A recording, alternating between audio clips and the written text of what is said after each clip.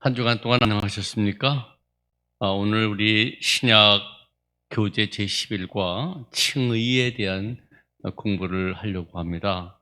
이 칭의는 그동안 우리가 앞서 공부했던 로마서, 갈라디아서, 그리고 시브리서를 배경으로 하는 그런 내용의 공부입니다. 우리 가지고 계시는 교재 81면 칭의, 오늘도 이렇게 쭉 읽어가면서 설명을 좀 드리도록 하겠습니다. 내용에 들어가기 전에 조금 먼저 말씀드릴 것이 있는데요. 여러분들, 우리가 예수님을 그리스도로 믿으며 기독교인으로 살아가는 그 신앙생활을 하는 궁극적인 목적이 무엇인가 한번 생각해 보셨습니까? 기독인으로서 살아가는 목적이 뭔가? 어떤 사람은 그래도 좀 의로운 사람들과 친목을 도모하기 위하여서 교회에 나오고 또 기독인으로서 생활하려고 한다라고 하는 생각을 가진 분들도 계시죠. 어떤 사람들은 기독교라고 하는 그 종교를 통하여 고상한 삶의 지혜를 얻기 위하여서 나는 신앙생활을 한다 이렇게 또 생각하는 사람들도 있을 거고요. 아니면 어떤 사람들은 하나님의 도움으로 험한 세상을 이겨낼 힘을 얻기 위하여 나는 기독인으로서 살아간다 이렇게 생각하는 사람도 있을 겁니다. 다 모두가 좋고 또 필요하다고 생각합니다. 그럼에도 불구하고 만약에 거기에 머무른다고 하면은 그것은 사실 기독인으로서 신앙의 궁극적인 목적은 되지 못하리라고 생각을 합니다. 우리가 기독교인으로서 살아가는 궁극적인 목적은 한마디로 구원을 얻기 위해서지요. 구원을 얻기 위하여서. 수없이 들은 얘기일 겁니다. 구원 얻기 위하여서 구원받는다. 예수 그리스도를 통하여 구원받는다. 그럼 구원이 뭘까요? 구원이 뭘까요? 이렇게 어렵게 생각할 필요가 없습니다. 구원이다라고 하는 것은 예수 그리스도를 통하여 하나님으로부터 얻는 은혜다. 그렇게 이야기할 수가 있겠죠. 예수 그리스도를 통하여 하나님으로부터 받는, 하나님으로부터 얻는 우리에게 유익되어지는 은혜, 그것을 우리가 구원이다라고 이야기할 수가 있습니다. 이 구원, 헬라어로 소테리아라고 하는 말인데요. 그래서 신약 성경에 보면은 질병으로부터 구원을 얻고요. 또 여러 가지 위험 등으로부터 구원을 얻게 되죠. 간질병이 낫게 되고 죽은 나사로가 살아나고요. 광풍으로 고생하던 제자들이 탄 배에 예수님이 오르시사 잔잔해지는 것. 이것 모두 다 우리가 예수 그리스도를 통하여 얻는 구원의 한 일부분이라고 이야기할 수가 있습니다.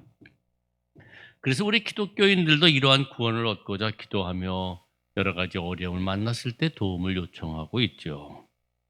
그러나 기독교에서의 궁극적인 구원은 이렇게 질병으로부터 해방받고 또 여러 가지 위험으로부터 해방받는 거기에 머물러 있는 것이 아니라 정말로 궁극적인 구원이다라고 하는 것은 죄라고 하는 이 죄의 문제를 해결받는 것입니다.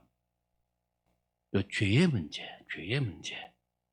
즉 하나님과의 관계를 단절시킨 요 장애물인 요 죄를 해결받는 것, 이것이 기독교에서 얘기하는 궁극적인 구원입니다.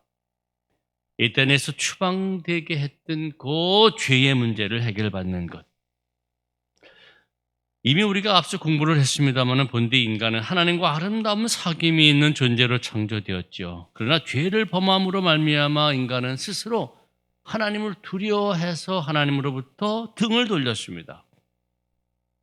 하나님도 역시 이런 죄인을 용납하지 아니하시고 하나님의 피조물로서 복되게 살아갈 수 있었던 그 삶의 터전, 우리가 에덴이라고 하는 말로 표현되어지는 에덴 동산, 히브리어의 아덴에서부터 온 기쁨이 충만한 그 삶에서부터 추방되어졌다라고 하는 것인데 그것이 죄의 문제였죠.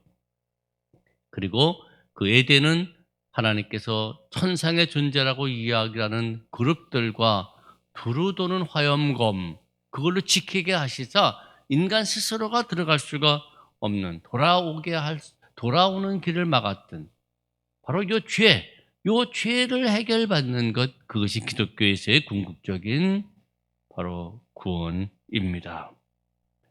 다른 말로 표현하면 구원은 뭐냐라고 얘기할 때 하나님과의 관계 회복이죠. 하나님과 단절시켰던 이 죄의 문제를 해결해서 관계를 회복하는 것이다 라고 하는 겁니다.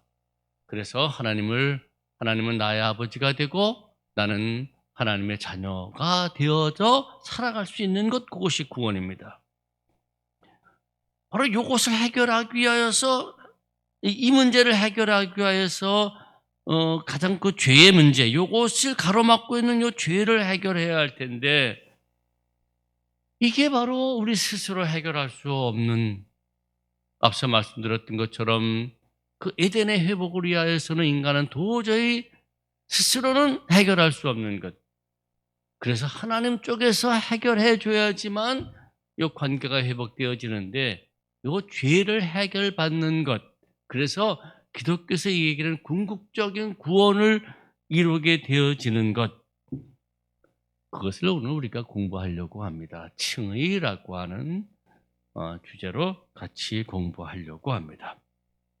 하나님 쪽에서 우리를 의롭게 인정해 주셨다. 의롭다 하여 주셨다라고 하는 이 칭의, 디카이오스네. 우리를 의롭다고 인정해 주는 것. 이것을 우리가 공부하려고 합니다. 그러니까 구원은 우리 인간 쪽에서는 도저히 불가능해요. 다시 에덴을 회복할 수가 없어.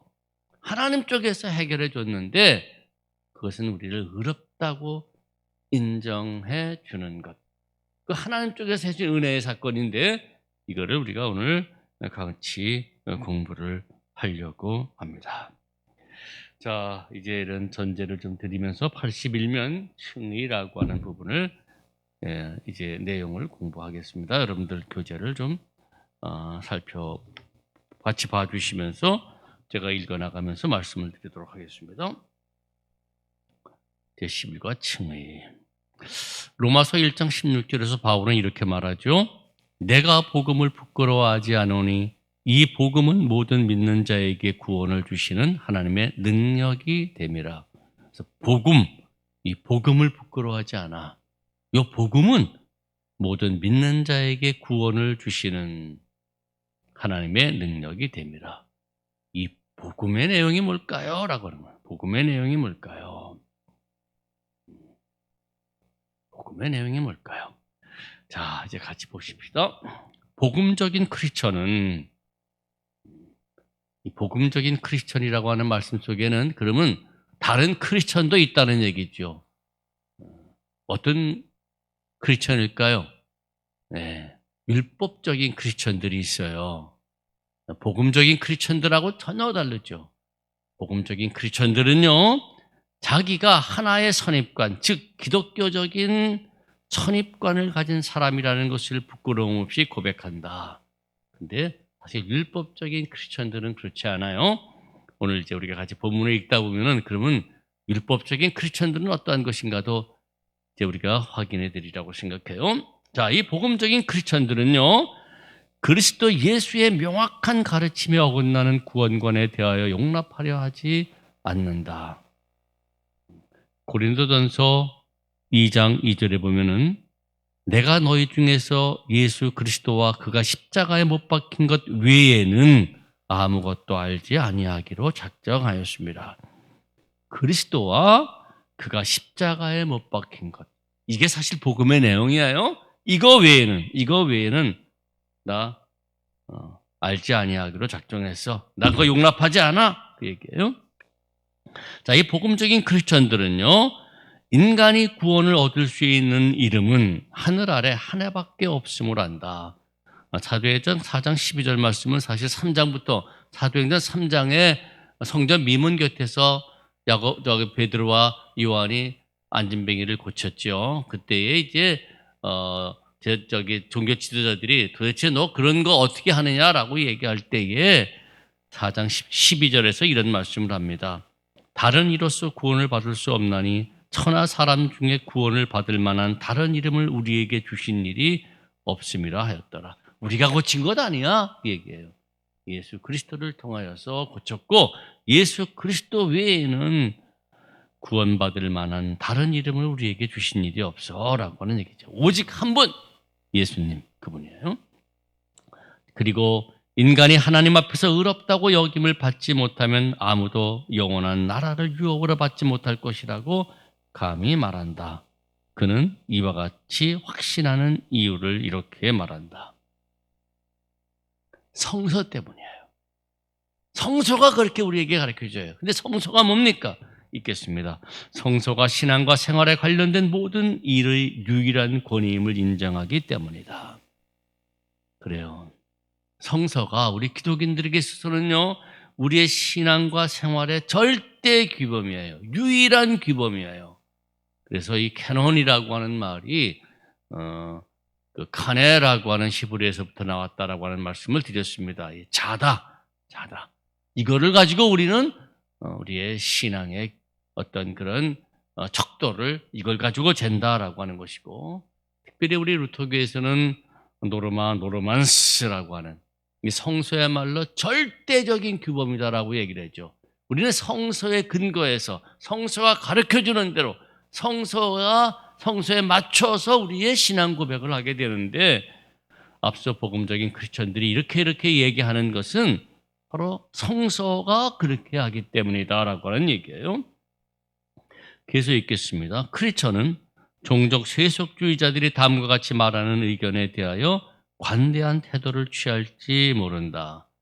여기서 크리스천이라고 하는 얘기는요, 앞서 말씀드렸던 복음적인 크리스천들을 얘기하지 않아요.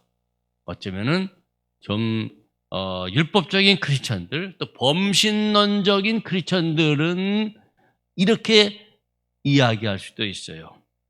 우리는 다 같은 곳으로 간다? 여러분 정말로 그렇게 생각하십니까? 복음적인 크리스천들은 아니야 그래요. 아니야.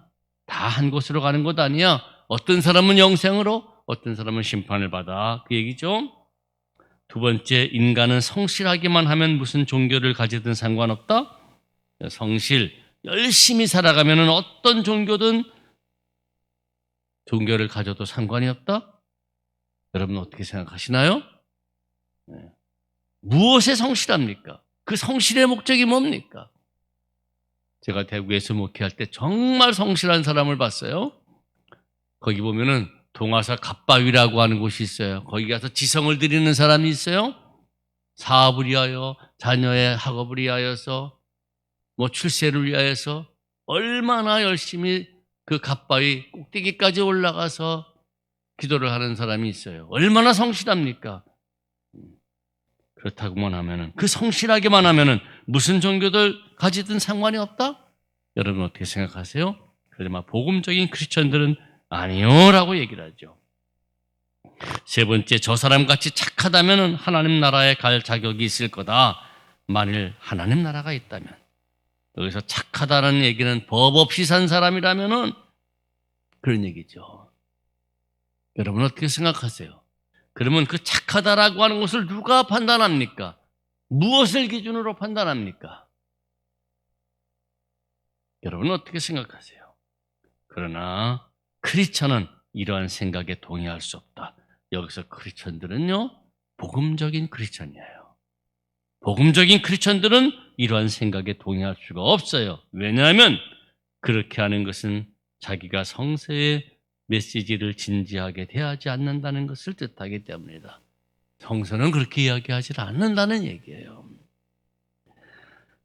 그 다음에 읽을까요? 하나님의 자녀는, 여기서 하나님의 자녀는요, 복음적인 크리스천들을 얘기해요. 하나님의 자녀는 우리가 다 같은 곳에 가지 않음을 알아요. 마태복음 13장 47절부터 50절까지는 예수님께서 그런 말씀을 하셨어요. 그물을 잡은 물고기를 좋은 것은 바구니에 담고요, 못된 것은 버리듯이 세상 끝에는 의인은 영생으로, 악인은 영벌을 받게 된다. 그렇게 얘기하셨죠. 또 이 복음적인 크리스천들은요, 인간이 무슨 종교를 가지고 있는가에 따라 결과가 다르다라고 하는 사실을 믿어요. 요한복음 3장 16절부터 18절 잘 아시는 말씀이죠. 하나님이 세상을 이처럼 사랑하사 독생자를 주셨으니 이는 저를 믿는 자마다 멸망치 않고 영생을 얻게 하심이라. 특별히 18절에 이런 말씀이 있죠. 그를 믿는 자는 심판을 받지 아니하는 것이요 믿지 아니하는 자는 하나님의 독생자의 이름을 믿지 아니함으로 벌써 심판을 받은 것이니라. 그래요. 어떤 종교를 가지고 있는지에 따라서 결과가 달라요. 또 누가복음 11장 23절에 보면은 나와 함께 하지 아니하는 자는 나를 반대하는 자요 나와 함께 모으지 아니하는 자는 해치는 자니다라고 말씀하고 계세요. 또 세 번째 크리스천은요, 이 복음적인 크리스천들은 인간의 성실성이 진리를 대신하지 못함도 알아요. 로마서 10장 1절부터 3절까지를 한번 읽어볼까요? 제가 읽을게요.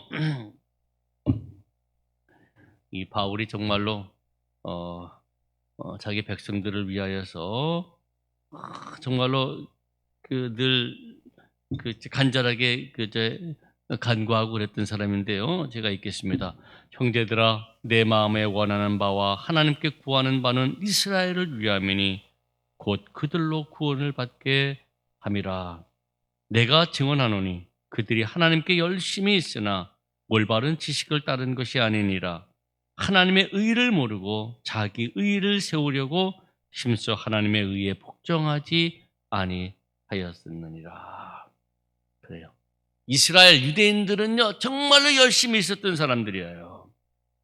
근데 그 열심이 뭐냐면은 하나님의 의를 모르고 자기 의를 통하여서 하나님께 구원을 받겠다라고 하는 그런 열심이었어요. 그러니 예수님은 죄인의 친구였죠. 당시에 가장 중요한 현행법인 안식일법을 무시하는 사람, 그를 살려둘 수가 없었어요. 그네들의 그릇된 열심이 메시아를 죽게 한 것이죠. 그러므로 인간의 성실성이 진리를 대신할 수 없어요. 계속 읽겠습니다. 그리고 복음적인 크리스천들은요, 인간이 자신의 의의 공로로 하늘나라를 마땅히 얻을 수 있다든지 혹은 요구할 수 있을 것이라는 어리석은 생각을 가지지 않아요. 다만 그러면 복음적인 크리스천들은 뭐냐? 하나님 앞에 의롭게 여김을 받는 사람들만이 영원한 약속을 차지하게 될 것이라고 하는 사실을 믿죠. 하나님 앞에는 의롭게 여김을 받은 사람들만이에요.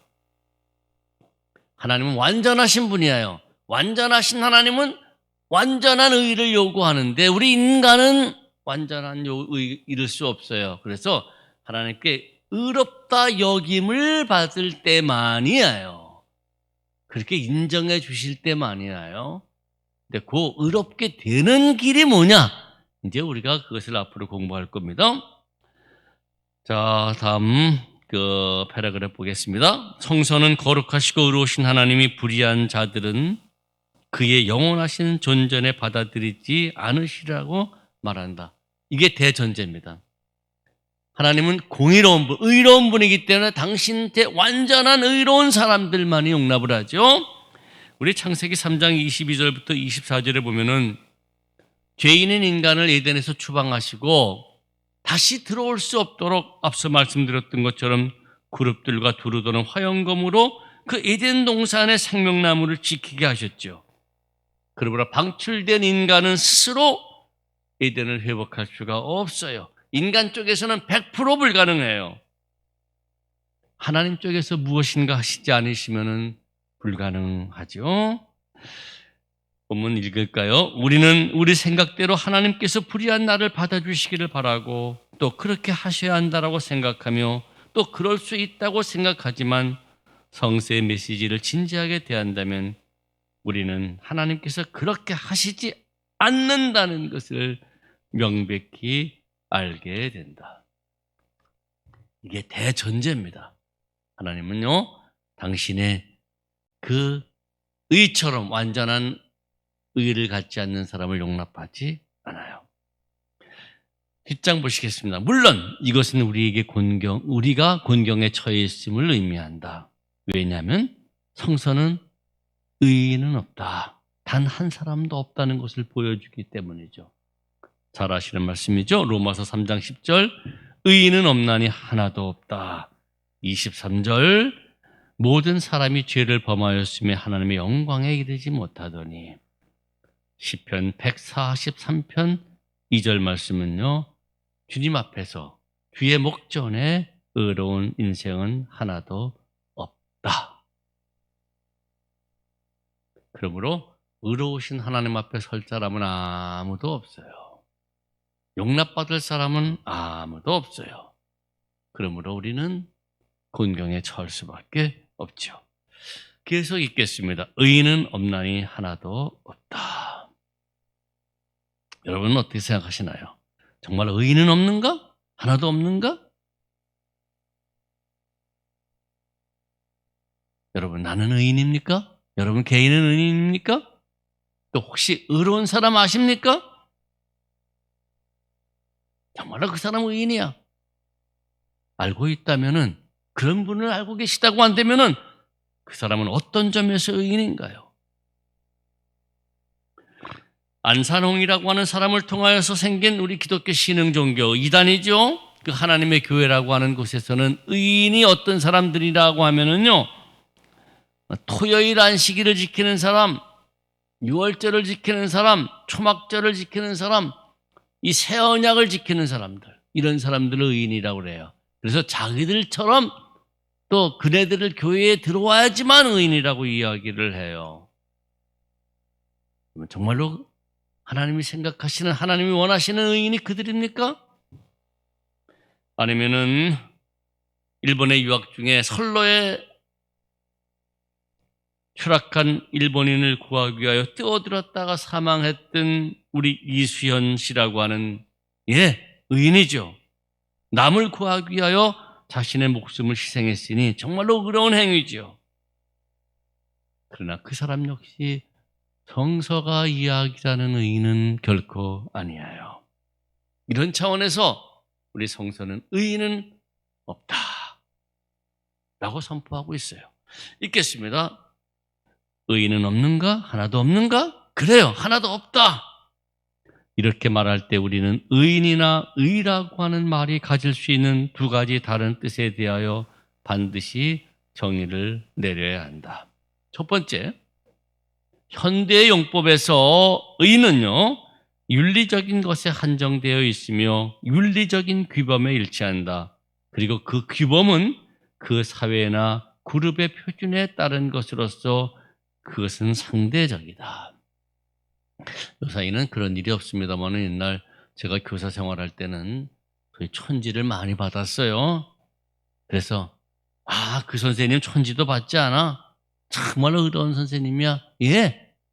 충분히 그럴 수가 있어요. 부동산 투기 열기가 있을 때 그 사람은 부동산 투기하지 않아? 열심히 일하면서 열심히 저축하고 내핍하면서 정말로 그렇게 살았어? 의인일 수가 있어요. 그 시대, 그 상황, 그 규범에 비추면은. 그러나 이러한 규범은요, 이러한 의인은요, 상대적인 의예요. 두 번째, 성서의 용법에서는 그 규범은 언제나 하나님에 의하여, 하나님에 의하여. 사회의 표준이 아니에요. 상대적이 아니에요. 절대적이에요.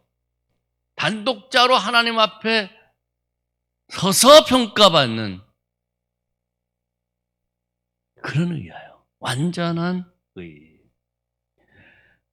위렌 콴백이라고 하는 분의 기독교 신학 편람에 이런 말씀이 있다고 그래요. 성서의 사상은 상대적인 것이 아니고 하나님 중심의 규범에 의하여 결정된 것이기 때문에 우리는 하나님의 의로 시작할 때 비로소 의의 개념을 이해할 수가 있다. 그래서 이수연 씨 같은 분 정말로 의로운 분임에도 불구하고 성서가 이야기하는 절대 규범으로 볼 때에는 못 미치는 의인일 수가 없는 것이죠. 계속 읽겠습니다. 그러므로 만일 인간이 성서의 용법에 따라 의를 주장하려고 하면 그는 중요한 말씀이에요. 하나님 자신처럼 순결하고 완전하고 흠없고 무죄하며 나무랄 것이 없음을 하나님께 언제나 입증할 수 있어야 한다. 그리고 그는 세상에 나면서부터 이러한 거룩한 상태에 있었음을 증명할 수 있어야 한다. 그럼에도 불구하고 우리 인간은 죄 아래 탄생하죠. 여러분, 죄는 배워서 짓는 것이 아니에요. 누구한테 학습해서 짓는 것이 아니에요. 제가 전도사 생활할 때에 교회 바로 앞에 멀지 않은 곳에 자그마한 구멍가게가 있었는데 우리 큰딸아이가 이제 걸음을 조금 막 걷고 그럴 때예요. 뭘 사갖고 왔어요. 아니 그것을 너 어디서 뭘 사왔니 했더니 저를 끌고 가서 아빠 여기서 동전을 주셨대요. 근데 알고 보니까 이 엄마 화장대에 발을 도둠을 해갖고 거기 있었던 동전을 갖고 갔는데 거기서 주워서 자기가 사 먹었다는 얘기예요. 그 어린아이가 이제 막 그냥 걸음을 좀 걷고 좀 이렇게 봄날에 다닐 수 있는 그런 아이가 저게 어디서 죄를 배웠을까? 그래요. 죄는 누구 학습해서 되는 게 아니에요. 인간은 죄 아래 태어나기 때문이에요. 그러므로 나면서부터 정말로 의인의 상태였다라고 하는 것을 증명할 사람은 아무도 없어요. 그게 인간이에요. 인간의 죄성이에요. 계속 읽을까요? 그러므로 만일 인간이 성서의 용법에 따라 의를 주장하려고 하면 그는 하나님 자신처럼 고담이 있겠습니다. 정직한 사람은요 이러한 주장을 감히 할 수 없을 것이다. 그러므로 바울은 다음과 같은 주장은 타당한 것 같이 보인다.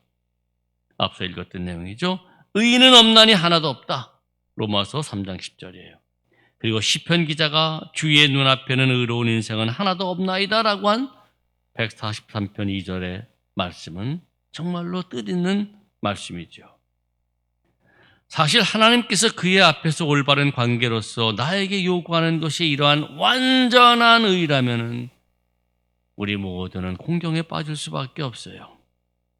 여기서 좀 더 깊이 생각해 보면 하나님께서 나를 위하여 어떠한 행동을 취하시지 아니하는 나는 정죄받는 피조물임을 고백하지 않을 수가 없어요.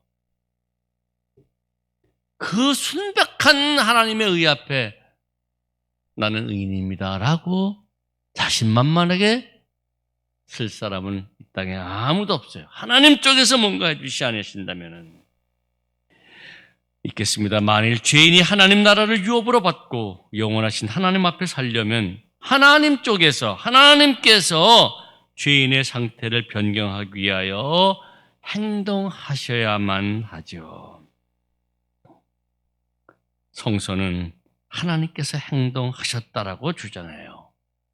믿는 자들은 그리스도를 통하여 하나님 앞에 의롭다 하심을 받을 수가 있어요. 그래서 앞서 제가 구원은 뭔가라고 얘기를 할 때에 예수 그리스도를 통하여 하나님으로부터 받는 은혜라고 제가 정의를 내린 것이 바로 그거예요. 그 예수 그리스도 우리를 의롭게 하기 위하여서 하나님의 행동하신 하나님의 은총의 사건이죠. 이것을 통하지 않고서는 절대 불가능해요. 그래서 우리는 이제 83면에서 지난 신약 제6과에서 공부했던 구세주 예수님에 대한 중심 내용을 다시 반복할 필요가 있어요. 한번 보시겠습니다. 83면 그리스도의 하신 일은 거기서부터예요. 우리가 이미 신약 제6과 구세주 예수에서 공부한 내용인데요. 오늘 거기에 성경 구절을 좀 읽어볼 거예요. 자, 읽겠습니다. 그리스도의 하신 일은 첫 번째, 죄인을 하나님 앞에서 거룩하고 흠없고 책망할 것이 없는 자로 만드신 거예요. 골로새서 1장 22절에 보면요. 이제는 그의 육체의 죽음으로 말미암아 화목하게 하사 너희를 거룩하고 흠없고 책망할 것이 없는 자로 그 앞에 세우고자 하셨느니라. 이게 예수님이 하신 일이에요. 그의 죽음으로 말미암아. 또 로마서 5장 19절 말씀은요, 한 사람이 순종하지 아니함으로 많은 사람이 죄인 된 것 같이 한 사람이 순종하심으로 많은 사람이 의인이 되리라. 예수를 통하여 이제는 우리는 거룩하고 흠없고 책망받을 것이 없는 의인이 된 거예요. 두 번째로 예수님이 하신 일 두 번째로 우리를 거스리고 불리하게 하는 법조문으로 쓴 증서를 지우시고 제하여 버리셨다. 골로새서 2장 14절 말씀은요, 이런 말씀이에요. 우리를 거스리고 불리하게 하는 법조문을 쓴 증서를 지우시고 제하여 버리사 십자가에 못 박으셨다라고 되어 있어요. 세 번째, 그리스도께서 하신 일은요, 죄를 정결케 하는 일을 하셨어요. 히브리서 1장 3절에 보면은 그의 능력의 말씀으로 죄를 정결케 하는 일을 하셨다. 그렇게 되어 있어요. 또 네 번째는요, 그리스도는 경건하지 않는 자를 위하여 죽으셨다. 로마서 5장 6절에 보면요, 우리가 아직 연약할 때 기약대로 그리스도께서 경건치 않은 자를 위하여 죽으셨다 라고 되어 있어요. 다섯 번째로 그리스도께서 하신 일은요, 나무 위에서 우리 죄를 담당하셨다. 베드로전서 2장 24절에 보면은요, 친히 나무에 달려 그 몸으로 우리의 죄를 담당하셨다라고 기록되어 있어요. 여섯 번째로요, 죄에 대한 하나님의 진노에서 우리를 구하셨어요. 로마서 5장 9절에 보면은 그러면 이제 그의 피로 말미암아 의롭다 하심을 받았은즉 더욱 그로 말미암아 진노하심에서 구원을 받으리라라고 되어 있어요. 일곱 번째, 죄를 간구하셨어요. 로마서 3장 25절에 보면은 이 예수를 하나님이 그의 피로써 믿음으로 말미암아 화목제물로 삼으셨으니 이는 하나님께서 길이 참으신 중에 지은 죄를 간구하심으로 자기의 의로움을 나타내려 하심이라 라고 되어 있어요. 여덟 번째, 예수 그리스도께서 하신 일은요, 우리를 그의 구속하시는 피로 깨끗이 씻어 주셨어요. 요한일서 1장 7절에는요, 그 아들 예수의 피가 우리를 모든 죄에서 깨끗하게 하실 것이요. 네, 이와 같이 8가지의 말씀이 우리 신약성서 제6과에서 공부했던 구세주 예수에서 했던 내용이에요. 이게 바로 예수님이 우리를 위해서 하신 일이에요. 그리고 그 예수님은요, 계속 읽겠습니다. 하나님께서는 이 그리스도와 십자가에서 그의 의를 보여주셨어요. 그리고 믿음으로 그리스도에게 오는 사람들을 의롭다라고 여겨주셨어요. 빌립보서 3장 9절에 이런 말씀이 있죠. 그 안에서 발견되려 함이니 내가 가진 의는 율법에서 난 것이 아니요 오직 그리스도를 믿음으로 말미암은 것이니 곧 믿음으로 하나님으로부터 난 의라. 믿음으로 우리에게 의롭게 여겨주시는 거예요. 로마서 3장 22절에는요. 곧 예수 그리스도를 믿음으로 말미암아 모든 믿는 자에게 미치는 하나님의 의인이 차별이 없느니라.